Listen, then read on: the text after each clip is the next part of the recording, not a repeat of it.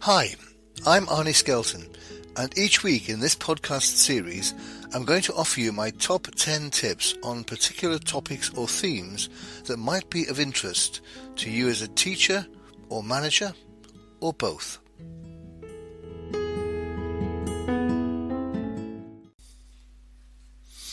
Hi, and welcome to this week's podcast, which in these troubled times, I've decided to make all about being and staying positive. So these are going to be my top 10 tips about being and staying positive. So here we go. Tip number 1. Count your blessings. I'm not religious in any way, but I really like this phrase, to realize that however bad it feels for me, it's 10, 100 times worse for so many other people on this planet. And I sometimes catch myself grumbling about things that I sometimes regard as a sort of first world problem. That I haven't got anything to wear, or I've got to do the washing up, or I've got a puncture in the car tyre and I've got to get it changed. All of these things are really insignificant when you think about all the other things that people have to deal with in their lives. So, tip number 1, count your blessings. Get a sense of perspective. And I like this story. It's a bit of a metaphor, but imagine that everybody in the world faced their most severe problem and attached it to a key, and everybody put their key into a big hat, and you put yours in, and everybody in the world put theirs in, and everybody has to kind of close their eyes and draw out a key. Would you fancy that? Would you be prepared to swap your problem for anybody else's? And when you look at it like that, the chances are that you would not want to swap. That for many of us, our problems are far less significant than many other people. So tip number 1, count your blessings. Tip number 2, what's the worst that's going to happen? Yes, we tend to worry about things. We get anxious, we get fearful about things. But when you give it a good look, what's the worst that's going to happen? In most cases, no one's going to die. Somebody might be late, or somebody might not get something finished in time, or it may cost a bit more than you thought it would. These aren't life-threatening outcomes. So it's about getting a sense of perspective again in terms of thinking about what's the worst that could happen. We sometimes catastrophize, which means that we make something into something massive when it really isn't. So consider what's the worst that's going to happen. And tip number 3, is that likely anyway? One of the things that I think is probably true about coronavirus and lots of other circumstances in life is that we always anticipate things turning out worse than they probably will. If we're uncertain about something, we tend to think that the worst is going to happen, when in fact it isn't. So be careful not to exaggerate outcomes in terms of them being negative. So if there's change happening, or if we've got lockdown, what's the worst that can happen with lockdown? We won't see our loved ones, but at least they'll be safe. So tip number 3, consider whether the worst outcome that you can think of is actually likely to happen. So tip number 3, is it likely? And then tip number 4, and then what? Suppose the worst you can imagine happens. And then what? Is it survivable? Will life go on? Will you just have to pick yourself up and get going again? So even if something goes wrong, badly wrong, then what? We have a great sense as human beings of surviving, of being able to cope with whatever life throws at us and just get things done. An example I tend to use is if imagine you were inviting people around for dinner this evening, and I know that's not likely with coronavirus, but imagine that you were, what could go wrong? And people who would say, I would hate to do that, I wouldn't like to entertain for 8 people. This could go wrong, and that could go wrong, and the other could go wrong. And then what? If something went wrong, what would happen? I might burn some of the food. Okay, you burn some of the food, and then what? Susan Jeffers, in her great book Feel the Fear and Do It Anyway, says that one of the great skills that we have as people is not capability, but copeability. the ability to cope when things go wrong. I remember I was doing this very thing, entertaining for about 8 people, and I'd made a very special jus, is that what it's called? Gravy to you and me. And as I was about to take it through, I banged my arm against something, and the whole gravy boat slipped out of my hands and fell. That was the end of the jus. So what? I just have to make do. I'll even bring tomato sauce out if necessary, ketchup, and say this is what's happened. And if you need some flavouring, here it is, and everybody can have a good laugh about it. So, tip number 4, and then what? We're all very good, I think, at coping, at copeability. Okay, tip number 5. One of the things that we tend to do is have what we call negative self-talk. We run this dialogue in our heads of this could go wrong, and then this could go wrong, and then this could go wrong. And if we're not careful, the negative self-talk dominates our conscious self. So 2 tips here really are, first of all, switch it off. Don't give airtime to this negative self-talk. Or, if that's not possible and you hear yourself talking negatively about the circumstance, put in a counter. So every time you hear yourself saying something negative, say something positive. So this might happen, yes, but it might not. If I try that, yes, but if you don't try it, how will you ever know? This could go wrong, yes, but it could go right. He may not like that, no, but he might. So get used to putting in the counter alternative to negative self-talk by giving yourself some positive self-talk. And tip number 6. It's a form of catastrophizing, which is actually exaggerating outcomes as if they were real. My mum, bless her, who's dead now, didn't want to learn to drive because she might have an accident. Well, she might. And yes, statistically, there are lots of road accidents involving people who are driving. So, I'm not going to drive. Okay. So how are you going to get about? Well, I'll go on public transport. Well, then, what's the worst that could happen on public transport? Oh, you're right. I suppose you're right. Yes. That could crash, couldn't it? Right. Well, I'm going to walk. Do pedestrians ever get killed? Yes, you're right. You're right.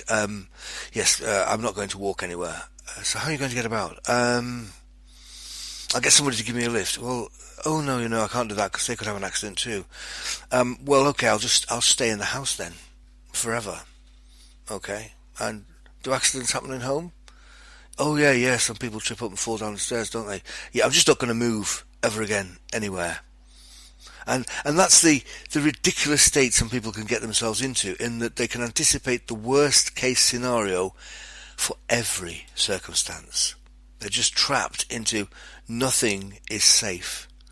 Life is risky, but it's also joyful, it's awful fulfilling, it's also exciting, it's also life affirming. So be careful not to get onto sort of an escalator of everything can go wrong. Tip number 7. Wherever you are, whatever you're doing, learn to look for the positives. And reframe what's going on into positives. So if you can't do something, well, then it's an opportunity to learn or try something out. If you've never been there before, then it's an opportunity to experience something new. Ben Zander, in his brilliant TED talk called The Transformative Power of Classical Music, starts off with a kind of joke, which is 2 people from Manchester, salespeople, travel to Africa, and both send back a telegram. One says, "This is terrible for selling shoes.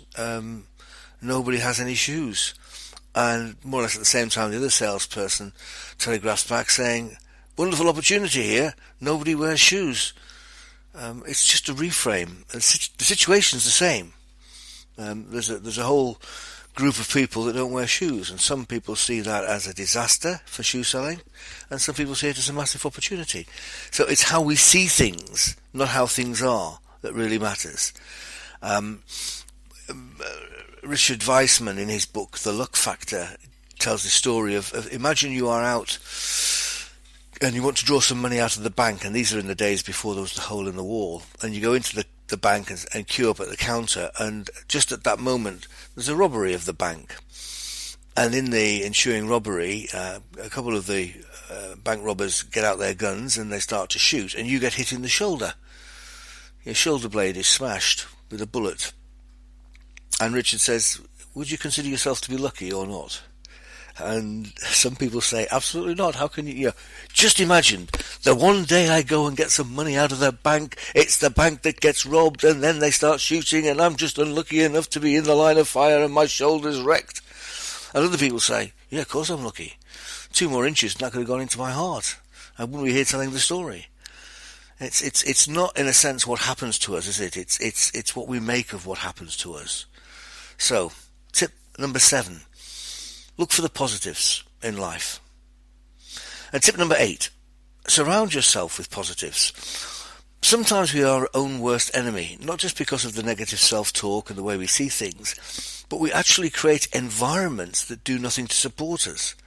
I was once running a training course, and somebody came up to me and said, I really, really enjoyed that, but every time I have a positive thought or I think positively, my friends always make fun of me, deride me, make me feel small, belittle me, say I'm silly and stupid.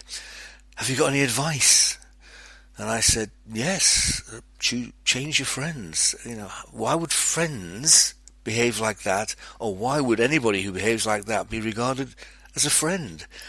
So think about how you operate in the world. Surround yourself with positives. If you like somewhere warm, go somewhere warm. If you like somewhere quiet, go somewhere quiet. Don't find yourself living and working in environments that do nothing for you. Choose who you're with, and choose what you focus on, and choose where you do things. If you hate going to the gym, don't go. We are sometimes our own worst enemies. We just make it difficult for ourselves by the choices we make. So tip number 8, surround yourself with positives. Tip number 9, do something positive. At any point of time, if you're in a difficult time, if you've got a difficult day, you're not feeling great, do something that is positive. Make a donation to a charity, go for a walk, put on a piece of music that always gives you a lift. Change your state. If your state is low and negative and a bit sorrowful, and you may be in danger of wallowing in that sorrowfulness, do something to change that state, to pull yourself out of that particular feeling or emotion or sentiment. Little things make a big difference, and you can do something. You can read a favourite poem, or look at Eddie Izzard's YouTube video of the Death Star Canteen. And I can't watch that without laughing. Whatever my previous mood, it will give me a lift. So do something, take ownership, and do something positive. Make a positive difference.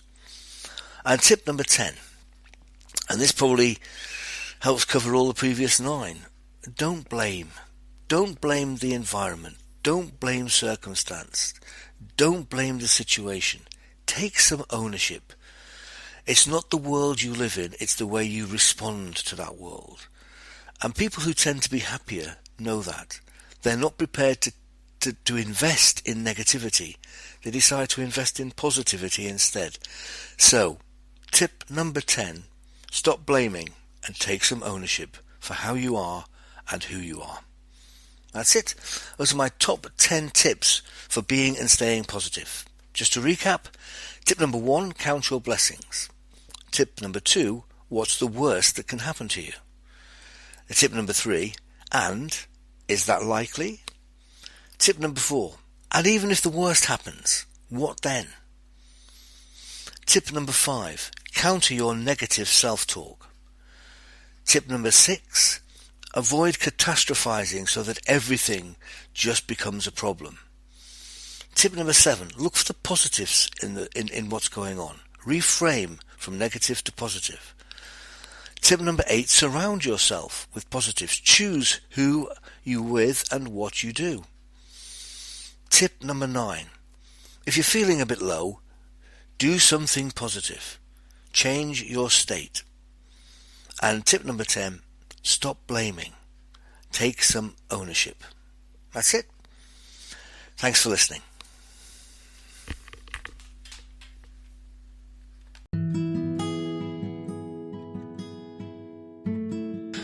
Thank you for listening. If you've enjoyed this podcast, make sure you subscribe. You will still get the podcast for free, but you will also get an alert to let you know when the next podcast is available. And please recommend the podcast to anyone else you think might like it and benefit from it. Also, I'd really appreciate it if you could leave a review and any other comment, because they'll help promote the podcast series on the relevant platform. So, bye for now.